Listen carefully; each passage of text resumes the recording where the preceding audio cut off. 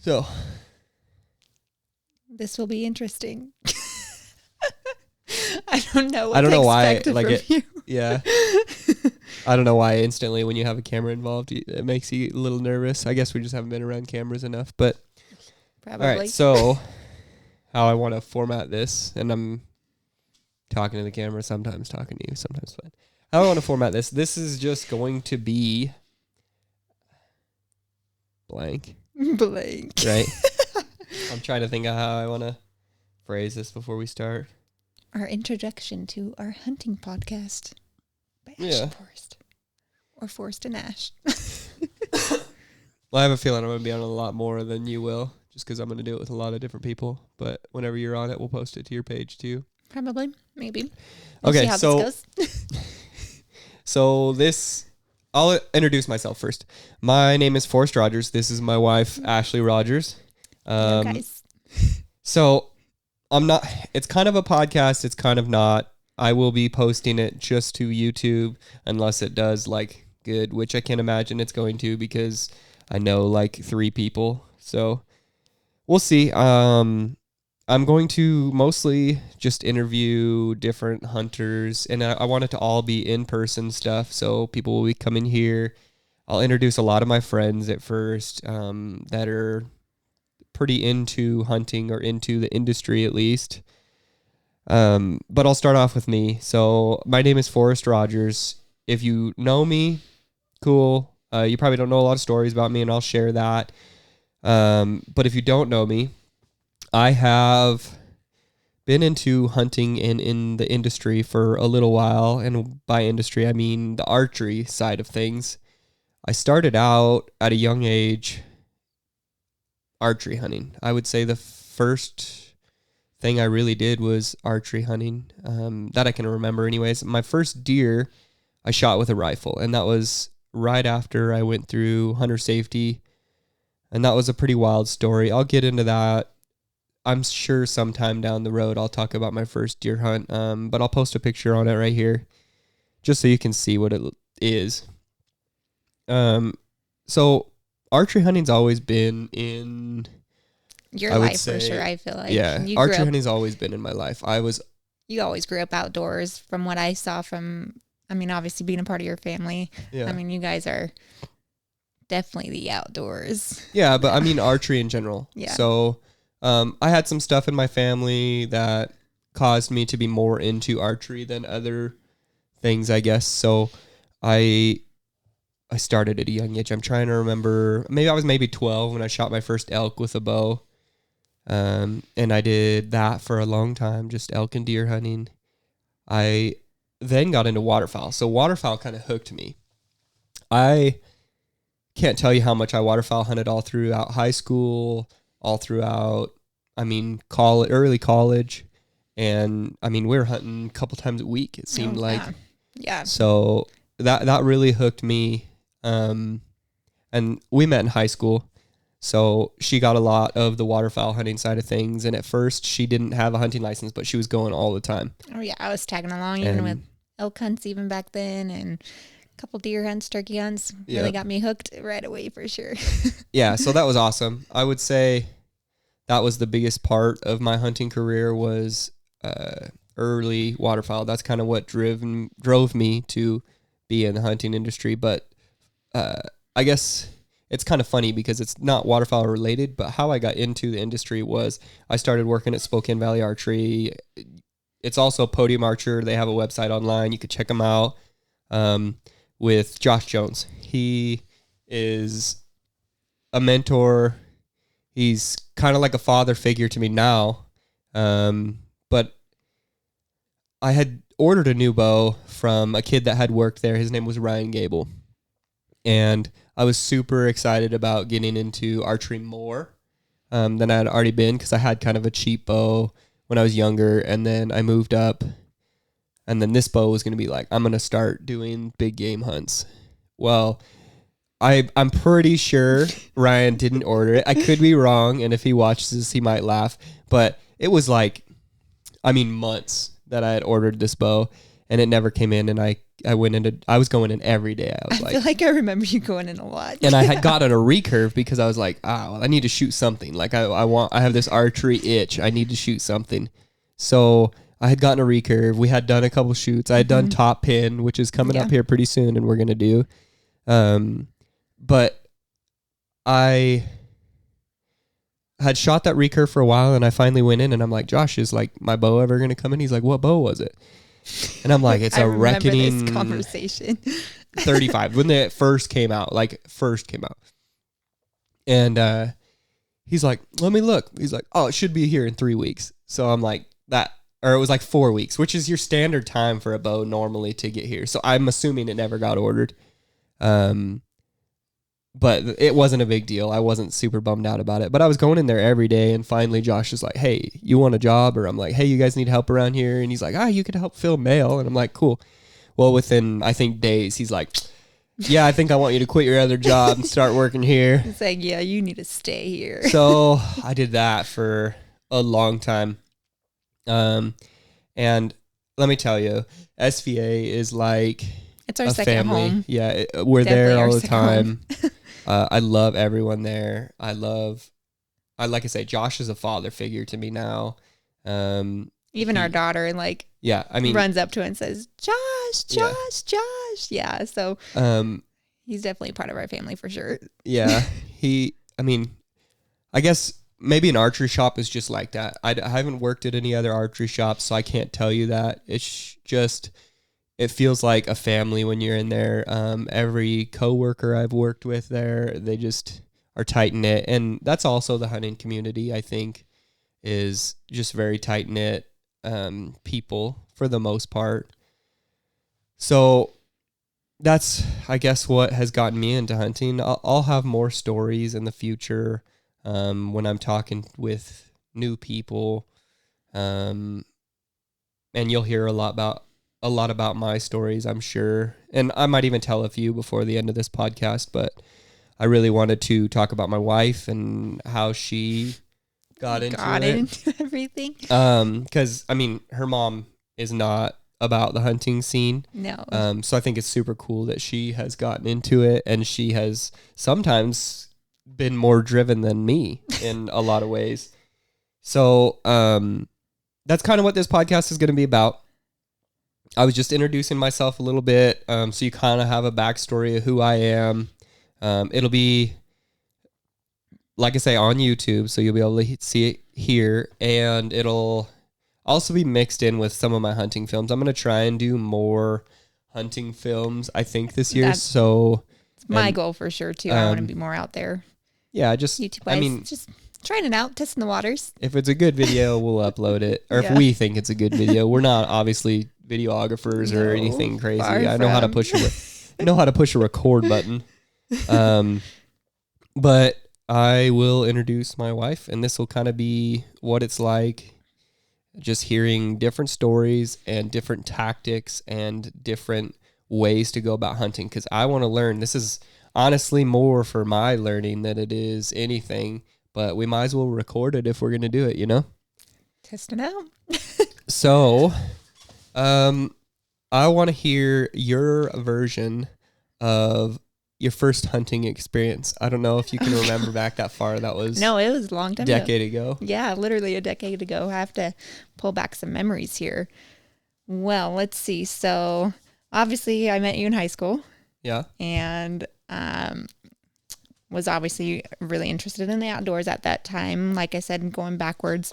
Family-wise. Your grandpa shot rifles and fished and everything like that. So yeah, my grandparents are the ones that pretty much drove me to the outdoor side of things. And I loved being outdoors, camping and fishing and those kinds of things. So just wanting to do more in the hunting, I've always was drawn to, but I just never knew how am I going to get into this. So I met you, which was awesome, got me into it a lot and really pushed me. But I feel like my first physical hunting experience, like getting something, or more along tagging along and watching. I'm trying to remember what the first one would be. Probably but my first experience that I remember probably was the tree stand hunt close by our house. Oh, yeah. You're like this one. And we I don't even remember when it was. It was, I think it was early. Was it early season or later in the season? Which tree stand are you talking about? The double tall stand one, where you're like, do you want me to shoot this? And I'm like, sitting there shaking to death in the tree stand. Like, it might have been late season, to be honest. And you're like, do you want me to shoot this? Yeah, it was late season. There was snow on the ground. I think it was a small buck too. No, it was a doe. Was it a doe? Oh, yeah, because I don't normally shoot a doe, but you could shoot does at that point during archery season. That was probably the first memory I think I have of that experience. And I just remember you looking over at me with those big eyes and saying, do you want me to shoot this? Yeah, I was probably. And I was like shaking in so much like nerves and excitement with everything. And I was like, yes. I think more of the reason you were shaking is because you had to get in a tree stand. You weren't down with the tree stand. Oh, yeah. I guess we should Yeah, we'll backtrack to that story. That's a better one. That's a terrible story. So I'm still getting used to obviously the heights and tree stands. So when we first started hunting together and being pretty much a couple at that point, I remember going on an elk hunt and we're hiking through the woods and like elk were around us and Forrest's like, there's elk coming, get up this stand right now. So and I look up and mind you, this stand is like 20,000 feet in the air. At least that's what it felt like to me. This isn't a normal tree stand. This is like, like you're going through the woods and you have like this old timer that built a wooden shack up in the tree. That thing was like with like 9 ladders that are hooked. And I'm like, there's elk coming. I got a rifle. We're getting up about a 80-foot to 100-foot tree stand. It had death written all over it. That's all I know. Well, mind you, I climbed up this thing, first tree stand ever, and I'm deathly afraid of heights, and that was not a good thing. I was like shaking on the top, and I could not move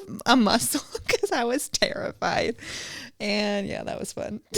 Yeah, I just remember you like laying flat on the board, and I'm like, well, the elk didn't come through. Let's get back down. And I had no idea how I got back down, to be honest, because I was terrified as shit. Yeah. Pretty much pissed my pants all the way down. Yeah, that was a funny experience. My dad was so mad that I made you get in that tree stand. I know. He still talks about it to this day, yeah, too. He's like, I can't believe you did that. Traumatized me for life. Just kidding. No, I've gotten really good at being in tree stands now. I'm a lot more comfortable. Yeah. I feel like for the most part compared to where I was. Some of the tree stands are still pretty sketch. Yeah. I like being in a really high in a tree stand, so I understand how it can be nerve-wracking at times. But yeah, there's that hunt. You went on that doe, so I was like, I'm gonna shoot this for her so she can have the full experience, right? Shot this doe. She had a super cool time. Yeah, that was probably a really cool time, to be honest. First time ever seen something get shot. I think that was the very first one, to be honest. Yeah, I can remember. I guess the next season I shot that elk with you. Oh yeah, that was probably my first elk hunt, I think, hunting with you. Not seeing elk at base camp or anything like that. Yeah, so this was like cool. A fluke scenario, I guess. Washington, there's not really, especially over the counter, you don't really see a lot of elk. And if you hunt Washington and you hunt public land Washington, like, hey, there's not generally a ton of chances at elk. Well, I was like, hey, we're going to go elk hunting. I got this spot, and it might produce an elk. It might not. Yeah. Well, we go into this spot, and no joke, it's like gray light in the morning, and there's bulls bugling everywhere. And I'm like, I cannot believe this. This has got to be hunters, right? I do remember that feeling of like just everything around us was like just going off like flames. I was like, whoa, is this normal? We find out it's really elk, and we're like, and they're coming straight for us. And we were in the dead center too of this herd. It was wild. Well, it was a half an hour after shooting light, and we're in the middle of this herd, and there's a 6-point bugling at 60 yards raking, and I couldn't get a shot at him, and I was like, Washington, I'm going to shoot anything. Like, anything legal. Any elk that comes through is going to die. Except a calf. I probably wouldn't have shot. Well, maybe I would have shot. I wouldn't have, but you probably would have. But I am looking at this bull, and Ashley taps me on the back, and she goes, babe, there's a spike behind us. Yeah. And I just turned around and just smoked him. He went like 20 yards and He went was down. probably, I felt like he was like 15 yards behind us. No, literally. he was 30 yards. Well, it felt way closer though, for sure. It was pretty close. It was cool. So I felt like I could feel him breathing on me almost. Kind of a fluke Washington experience. Yeah, that was wild. I was supposed to go on a week-long trip with my dad, and he wasn't feeling too good, so he didn't get up that morning, and we were going to travel out. Well, I was like, I'm not going to waste a morning, and we're going to go elk hunting. Like, I got this spot. I call my dad. I'm like, hey, I shot an elk. And I don't know whether he was happy or bummed because he's like, well, are we going to go on our trip still? Or yeah, it was cool. And it was pretty, I felt like it was a pretty unique bowl too, like for a spike. Yeah, he was like a spike, but he had like a bowl. Yeah, 4 points on each side, which was pretty cool. Literally hold like half a cup of water in its little, I don't even know, bowl that you would call it. It's pretty wild. Yeah, it was cool. That was a cool experience for sure. Waterfowl experience. You got really into waterfowl for a while. Yeah, waterfowl is super great. We did that a lot. I would say, what was your first Probably down on at Grandpa's. Yeah, I think it was probably down at Grandpa's house, down in the Snake. So yeah, I'm trying to think of what would be the first hunt. I would say, gosh, I don't even know. We've hunted so many times waterfowl. I know, there's a lot of them. Throughout the decades, I couldn't tell you either. Well, we can talk about one of the funny experiences with your waterfowl hunting and bands. If you want to talk about that story. That story's great. I want to hear your perspective My on that story. perspective. Well, obviously we were hunting this one spot and we scouted it a couple days beforehand and we're like, holy moly, we've never seen so many birds in our life at this spot. We're like, this is going to be top tier, like something that you see on like YouTube with like famous You see a lot of stuff on YouTube these days that aren't very good.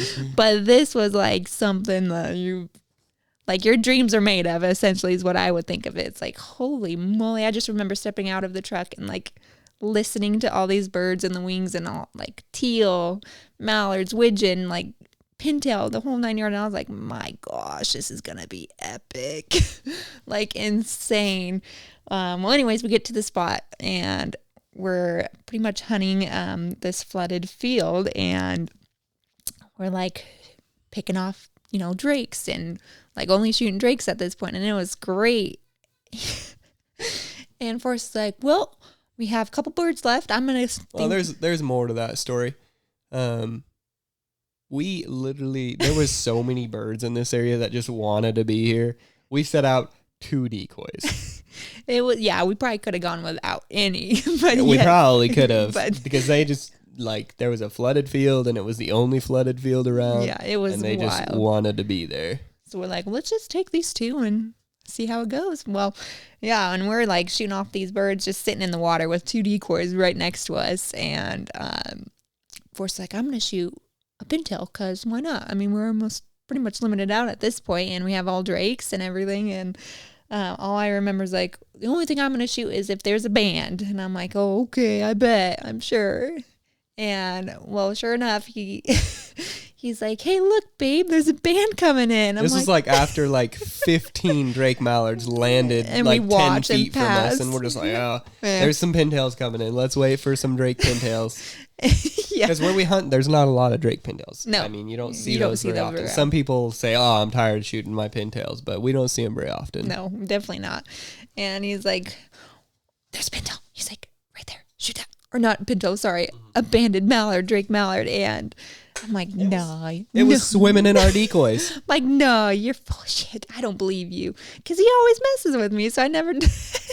So he's yanking my chain, and well, he pulls up his gun and shooting it. Shoots it. And I'm like, what the heck did you just do? He's like, I told you it was banded. I was like, no, you're not serious with me right now.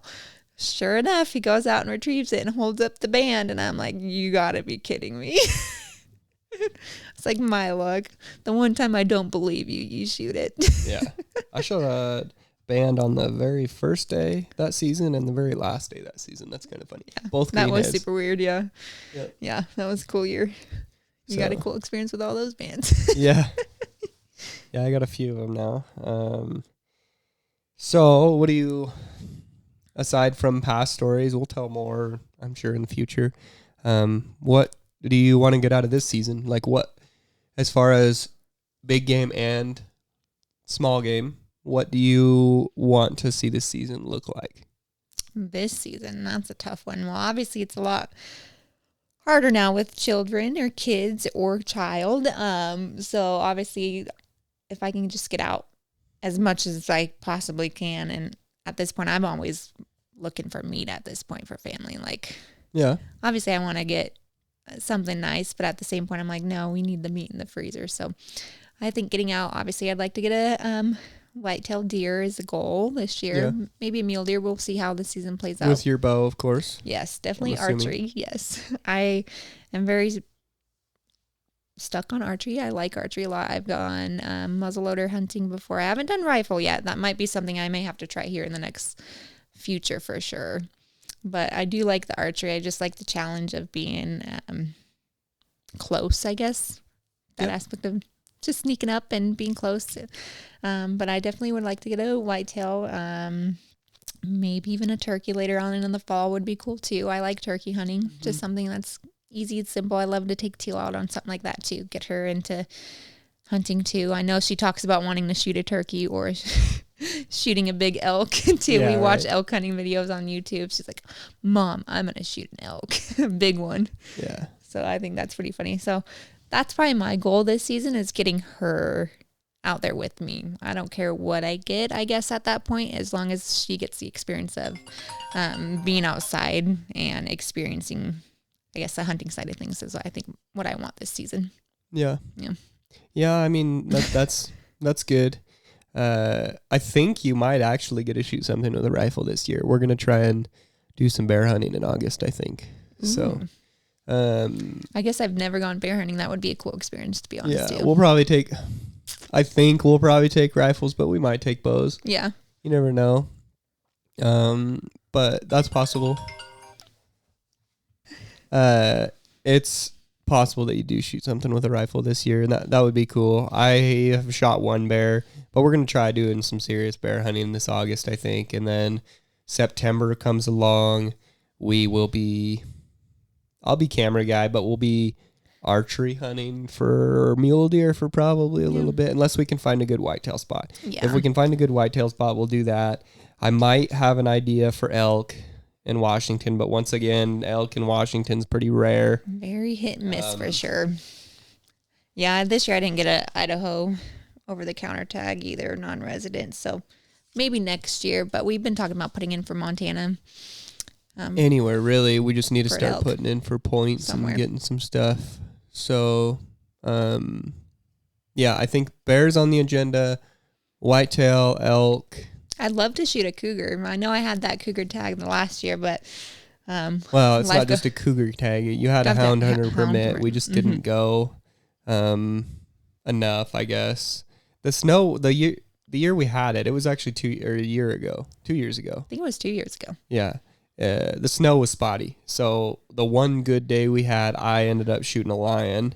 But the snow was just really spotty. That was honestly the coolest hunt I've ever been on. Like the whole cougar hunting with hounds, that was pretty epic. It's cool. I don't know that I'll shoot another lion unless I I feel like it's a once in a lifetime type of thing. If I walk into one and it's a nice cat, I might. But I don't know that I'll. Sorry about that. Had we had a little a little intermission. stinker interrupt. So She is refusing to good. nap right now, which is okay. She's just behind us watching her bluey, so she should be good. So plans for this year, I think, is where we left off. We'll get all your hunting in for sure. Yeah. Archery early season. I actually got a rifle tag this year, so I broke my wrist riding dirt bikes. It's bound to happen one I of really these enjoy days. riding dirt bikes. So I broke my wrist and had emergency surgery, and it's going to take a little bit of time to heal up. So I got a rifle tag for deer. I did get an elk tag for archery. Actually, I might even not have declared yet. I don't remember you getting an elk tag. You did. Yeah, I have an elk tag, but I haven't declared yet. For I think. Washington, wasn't it? Yeah. Yeah. So that's right. we'll see what I do there. It'll probably be archery late season if I do it. But I drew a second deer as well. And so I'm going to try and do maybe some mule deer hunting, I think. I think that'd be cool with a rifle for sure. I haven't shot a mule deer in quite a while, it seems like, and I've been itching to do that. And then waterfowl hunting. I think we'll do quite a bit of waterfowl hunting compared to normal this year. I say that, but I think it's going to be more scouting than it is going to be hunting. Yes. Because I've gotten to the point where I'm not. We're very picky now, I feel like. That's how I've gotten. Yes. You only have so much time. So you can take Yes. you can take a kid scouting with you, right? Yeah. All those people out there, I mean, people say you can't. We take our kid everywhere. We are always taking her hunting. I almost shot a bull with her on Ashley's back. It was the coolest thing ever. I just remember, I mean, we're hiking in and Teal's on my back and Forrest's like, there's a 6x6 right there. And Teal's like, where? Mommy, where? She's wiggling her She's feet. wiggling and kicking me in the back. And she finally saw the elk. And she's like, oh, elk. And I'm like, Teal, we got to be quiet. Yeah. So it was really cool. Forrest almost got him. And that would have been the greatest story ever for her to remember. And just, yeah, it's pretty epic. Hopefully we get more situations like that, I feel like, this year. Yeah. Ashley shot her bull. We packed Teal in. We packed Teal out. We packed the elk out. Yeah. I mean, scouting is an easy thing to do with kids. So we'll do a lot of scouting. And if we find a good hunt, we'll get on a good hunt. I think it would be cool to take her on a waterfowl hunt. Like maybe in the early field. season. An early season field hunt would be good. Yes. But those late season cold days are even rough on me. Yeah, myself. Rough on everyone. But I'm going to be a lot more picky about what hunts I do just because you only have so much time when you have kids. Yeah. So, yeah, I think that's going to be our season upcoming is mostly just deer. Maybe some bear in there. We might get an elk in there. If any of this happens, you'll see videos of it because I'm going to try and record everything. Yeah, I think it would be cool if we got more videos of hunts. I mean, yeah. I think just getting out there more is cool.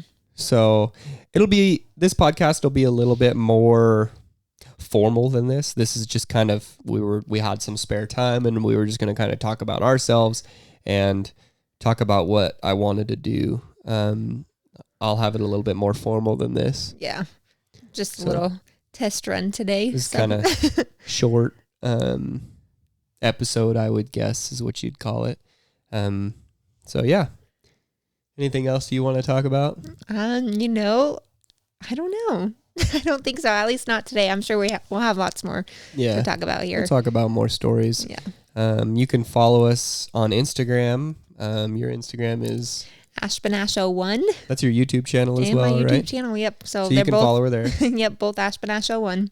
My Instagram is, I think, Forrest Rogers _ 00. I think that's right. Or it's Forrest _ Rogers 00. One of the two. Look me up on there. You'll see my ugly face. So, yeah. Such a turn. It's going to be talking about hunting mostly. Yep. Learning tactics. Yeah, hunting, learning tactics. I feel like, and just like, I don't know, being parents of a kid and getting them outdoors, just like what we do to start them off with. And I don't know, I think that's the biggest part for me. I was like, I want to show Teal what it's like too. I want her to grow up that way. I'll describe in the titles that it's going to be a waterfowl podcast or an elk podcast or BS podcast or whatever. I'll describe what it is because some guys don't want to listen to waterfowl. Some guys don't want to listen to elk hunting. I like it all. So it's all going to be on there. You might hear some foul language. You might hear, I don't know, just don't be sensitive. Maybe I'll get canceled. We'll see. Yeah, we might. Just kidding. So I'm just going to be who I am and go from there. Yeah, I think that's a good plan. So I think we already got a guest lined out for next week sometime if I can squeeze them in. If not, it'll be 2 weeks. But I'm going to try and squeeze them in sometime next week. Who are you thinking? We'll talk about that later. Yeah. Like I said, it'll be mostly friends first, and then we'll go from there. I have a feeling it's going to be a waterfowl podcast, the first one. Oh, really? So, that'd be cool. Yeah. So thanks for watching us. It's kind of goofy. This might be not a great one to start out with. Yeah.